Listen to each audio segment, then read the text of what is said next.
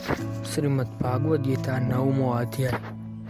શ્રી ભગવાન બોલ્યા, તારા જેવા શુદ્ધ હૃદયના ભક્ત માટે આ પરમ ગોપનીય વિજ્ઞાન સહિત જ્ઞાનને ફરીથી સ્મયક રીતે કહું છું કે જેને જાણીને તું દુઃખરૂપી સંસારથી છૂટી જઈશ। આ વિજ્ઞાન સહિત જ્ઞાન સઘળી વિદ્યાઓનો રાજા, સઘળા ગોપનીયોનો રાજા, અતિ પવિત્ર, ઘણું ઉત્તમ, પ્રત્યક્ષ ફળ અનુભવી શકાય એવું ધર્મયુક્ત સાધન કરવામાં સાવ સહેલું અને અવિનાશી છે। હે પરંતપ, ઉપર જણાવેલા આ ધર્મમાં શ્રદ્ધા વિનાના માણસો મને ન પામતા મૃત્યુરૂપી સંસાર ચક્રમાં ભટકતા રહે છે।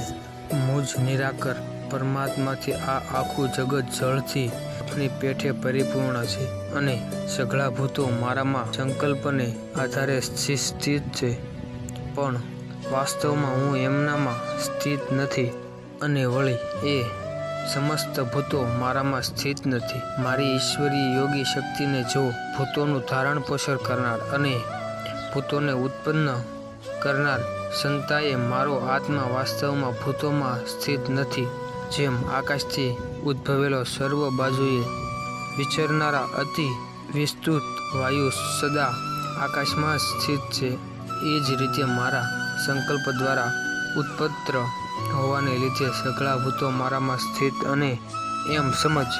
હે કૌંતેય, કલ્પોના અંતે બધા ભૂતો મારી મૂળ પ્રકૃતિને પામે છે, એટલે કે પ્રકૃતિમાં લય પામે છે અને કલ્પોના આધારે એમને હું ફરી સર્જું છું।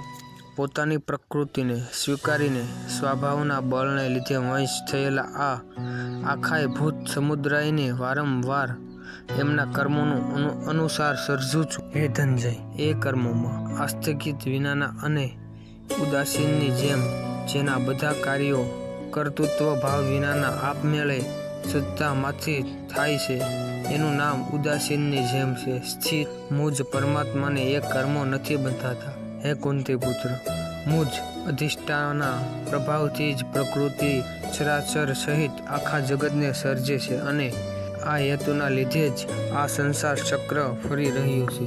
મારા પરમ ભાવને નહીં જાણનારા મૂઢ માણસો મનુષ્યનું શરીર ધારણ કરનારા મુજ સઘળા ભૂતોના મહાન ઈશ્વરને અવગણે છે, એટલે કે પોતાની યોગ માયાથી સંસારના ઉદ્ધારને અર્થે મનુષ્ય સ્વરૂપે વિચારતા મુજ પરમેશ્વરને જ સામાન્ય માણસ ગણે છે। એ વ્યર્થ આશા રાખનાર, વ્યર્થ કર્મ કરનાર તેમજ જ્ઞાનને દુઃખ પ્રયોગ કરનાર વિશિષ્ટ ચિત્રના અજ્ઞાનજનોને રાક્ષસી, આસુરી અને મોહિની પ્રકૃતિને જ ધારણ કરી રાખે છે।